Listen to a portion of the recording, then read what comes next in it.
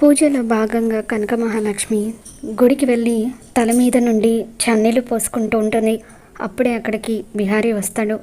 ఏంటిది కనక మహాలక్ష్మి అని చెప్పి బిహారీ అడుగుతూ ఉంటే, మీ జాతకంలో ఉన్న గండాలు పోవాలన్నా, మీ జీవితంలోకి ఇంకే ప్రమాదాలు తొంగి చూడకుండా ఉండాలన్నా ఇది తప్పదండి అని చెప్పి కనక మహాలక్ష్మి బిహారీకి చెబుతూ ఉంటుంది.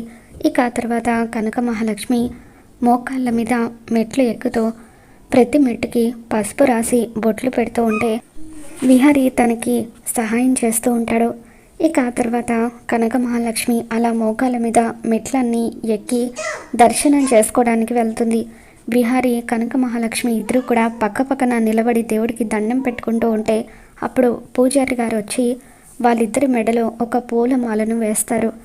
దాంతో వాళ్ళిద్దరూ షాకోతో ఒకరినొకరు చూసుకుంటూ ఉంటే అప్పుడు పంతులు గారు కుంకుమార్చన ముగింపు దశలో ఇలా భార్యాభర్తలిద్దరూ కలిసి ఒకటే పూలమాలను ధరించి గుడి చుట్టూ 3 ప్రదక్షిణలు చేయాలని చెప్పి అంటూ ఉంటారు. దాంతో విహారీ కనక మహాలక్ష్మి ఇద్దరు కూడా ఆ పూలమాలను ధరించి గుడి చుట్టూ కూడా ప్రదక్షిణలు చేస్తూ ఉంటారు.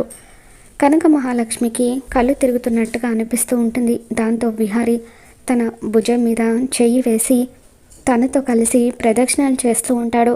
ఇక అప్పుడే ఆ గుడికి అంబిక, పద్మాక్షి, సహస్ర వీళ్ళంతా కూడా వస్తారు. మరి గుడిలో భార్యాభర్తలుగా విహారీ కనక మహాలక్ష్మి ఇద్దరు కూడా సహస్ర వాళ్ళకు దొరికిపోబోతున్నారా? ఏం జరగబోతుందో మళ్ళీ మన ఛానల్ తెలుసుకుందాం. ఈ వీడియో మీకు నచ్చినట్లయితే తప్పకుండా లైక్ చేయండి.